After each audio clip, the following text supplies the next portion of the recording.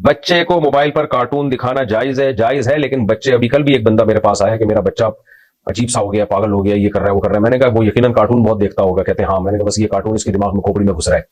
بچے جو چھوٹی عمر کے موبائل دیکھتے ہیں یہ بہت ڈینجرس ہے ان کے دماغ کے لیے، کیونکہ چھوٹے بچے نا اس کو ریئل سمجھ کے دیکھ رہے ہوتے ہیں. اب آپ تھوڑی دیر کے لیے فرض کر لیں کہ میرے اور آپ کے دائیں بائیں کارٹون ہی گھومنا شروع کر دیں، انسان کم ہو، تو ایک ہفتے بعد ہماری دماغی حالت کیا ہوگی.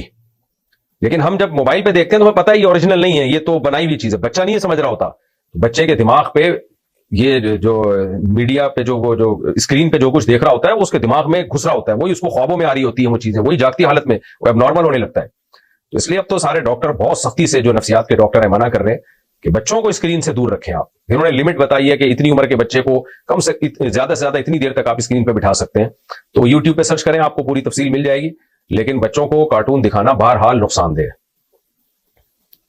کھانے پر بسم اللہ بھول جائے تو بعد میں پڑھنا کافی ہے. جی حدیث میں آتا ہے کہ اگر آپ کھانے پر بسم اللہ پڑھنا بھول جائیں، جب یاد آئے تو آپ یوں کہیں بسم اللہ اولہ و آخرہ، اس طرح پڑھیں. آپ صلی اللہ علیہ وسلم نے فرمایا کہ جب تم کھانے میں بسم اللہ کے بغیر کھانا کھاتے ہو تو شیطان بھی شریک ہو جاتا ہے، اور اگر بیچ میں تم نے پڑھ لیا بسم اللہ اولہ و آخرہ تو جتنا شیطان نے کھایا وہ جا کے جو ہے نا قے کر دیتا ہے، وہ نکال دیتا ہے. وہ کہتا ہے سارا میرا کھانا تو نے بیڑا غرق کر دیا. تو اللہ کا نام لینے سے شیطان بھاگتا ہے وہاں سے.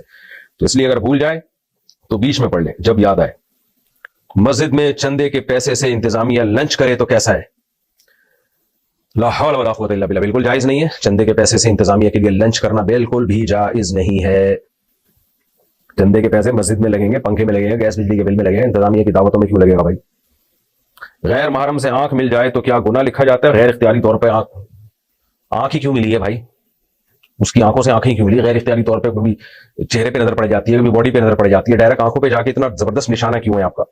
بہرحال غیر اختیاری طور پر اگر نظر پڑ گئی ہے تو جائز، معاف ہے، یعنی گناہ نہیں ہے اس میں. سونے کی انگوٹھی، یہ دیکھو غیر اختیاری بھی ڈائریکٹ آنکھ سے آنکھ ٹکرائی ہے جا کے. سونے کی انگوٹھی پہننے والے مرد کی نماز قبول ہوتی ہے؟ مکروہ تحریمی ہے سونے کی انگوٹھی پہن کے نماز پڑھنا، جائز نہیں ہے.